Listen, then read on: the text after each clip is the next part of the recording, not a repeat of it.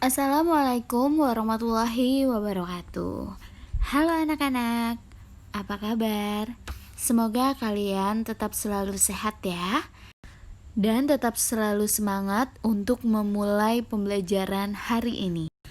Hari ini kita akan belajar tema 2, subtema 2, pembelajaran 4, 5, dan 6 tentang manfaat hewan bagi kehidupan manusia. Tujuan pembelajaran pada hari ini yang pertama, bahasa Indonesia. Siswa dapat menemukan pesan dari fabel. 2. Siswa dapat membuat kalimat tanya dari kata tanya apa, di mana, kapan, siapa, mengapa, bagaimana, dan berapa. Matematika, siswa dapat menyelesaikan soal cerita sifat pertukaran komutatif pada perkalian. Anak-anak, cerita tentang hewan dikenal sebagai fabel. Cerita dalam fabel biasanya mengandung pesan-pesan tentang kebaikan. Fabel juga memiliki latar dan alur seperti dongeng yang lainnya. Fabel juga berisi pesan atau amanat. Amanat yang sudah kamu temukan dapat kamu ceritakan kepada orang lain. Saat menceritakan amanat fabel, sebaiknya kamu juga menceritakan isi fabel secara runtut. Gunakanlah bahasa yang mudah dipahami agar orang lain mengerti isi ceritamu.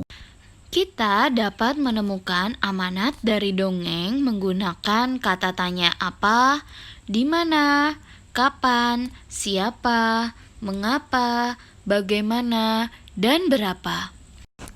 Pernahkah kalian membuat kalimat tanya? Kalimat tanya adalah kalimat yang berisi pertanyaan kepada pihak lain untuk memperoleh jawaban dari pihak yang ditanya. Kata tanya mempunyai sejumlah jenis beserta fungsi dan contohnya, yaitu kata tanya apa merupakan kata yang berfungsi untuk menanyakan sesuatu baik berupa keadaan atau perbuatan yang berkaitan dengan isi atau inti bahasa.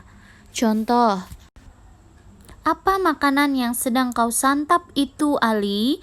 Jawabannya, aku sedang menyantap lemper Budi. Yang kedua, kata tanya siapa, yaitu merupakan kata tanya yang berfungsi untuk menanyakan pelaku dalam suatu peristiwa atau kejadian.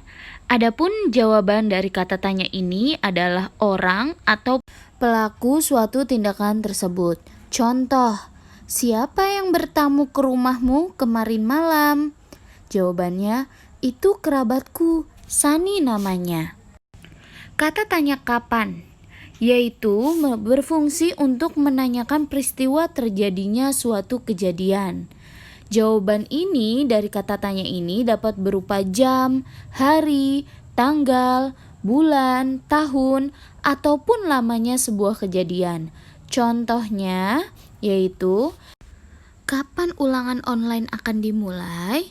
Jawabannya, ulangan online dimulai di hari Sabtu pukul 10 pagi. Kata tanya di mana berfungsi untuk menanyakan tempat atau lokasi berlangsung, lokasi yang akan dituju, ataupun tempat yang sedang digunakan. Contoh kalimatnya, di manakah kau membeli buku itu? Jawabannya, aku membelinya di toko buku seberang sekolah. Yang kelima, kata tanya mengapa adalah kata tanya yang berfungsi sebagai penanya alasan atau sebab sebuah peristiwa terjadi. Contoh kalimatnya yaitu, mengapa kau tidak masuk sekolah kemarin? Jawabannya, aku tidak masuk karena harus menemani adikku yang sedang sakit di rumah sakit. Yang keenam, kata tanya bagaimana. Kata tanya ini berfungsi sebagai kata yang menanyakan cara atau proses sebuah peristiwa berlangsung. Contoh kalimatnya yaitu, bagaimana caramu mendapatkan nilai ulangan 100? Jawabannya, caraku mendapatkan nilai 100 yaitu dengan cara belajar yang rajin. Yang ketujuh adalah kata tanya berapa. Jenis kata tanya yang terakhir ini mempunyai fungsi sebagai penanya banyak, jumlah, atau satuan. Adapun jawaban dari kata tanya ini adalah banyak, jumlah, atau satuan yang hendak ditanyakan. Contoh, berapa tinggi badanmu saat ini? Saat ini tinggi badanku 120 cm. Ingatlah kembali sifat pertukaran atau komutatif pada perkalian. Sifat pertukaran pada perkalian dapat ditulis sebagai berikut. A dikali B sama dengan B dikali A. Sifat tersebut menyatakan bahwa hasil perkalian dua bilangan akan sama walaupun posisi kedua bilangan tersebut ditukar. Banyak permasalahan sifat pertukaran komutatif pada perkalian dalam kehidupan sehari-hari. Bacalah soal cerita dengan cermat. Kamu dapat membuat soal cerita tentang sifat pertukaran pada perkalian. Mula-mula, tentukan kalimat matematika yang berisi perkalian. Selanjutnya, buatlah soal cerita yang berkaitan dengan sifat pertukaran pada perkalian. Cobalah menyelesaikan soal buatanmu tersebut. Setelah kamu dapat menyelesaikan soal cerita buatanmu sendiri, cobalah untuk membuat soal cerita lainnya. Perhatikan soal cerita berikut. Di sebuah peternakan terdapat 9 kandang sapi. Jika setiap kandang berisi 11 ekor sapi, berapa jumlah seluruh sapi? Jawabannya bisa kita tulis dengan cara 11 dikali 9 sama dengan 9 dikali 11 sama dengan 99. Anak-anak, sampai di sini dulu ya pembelajaran kita hari ini. Apabila ada yang tidak paham di antara kalian, bisa langsung hubungi ke WA Bu Guru. Oke anak-anak, jangan lupa ya, kerjakan tugas kalian hari ini.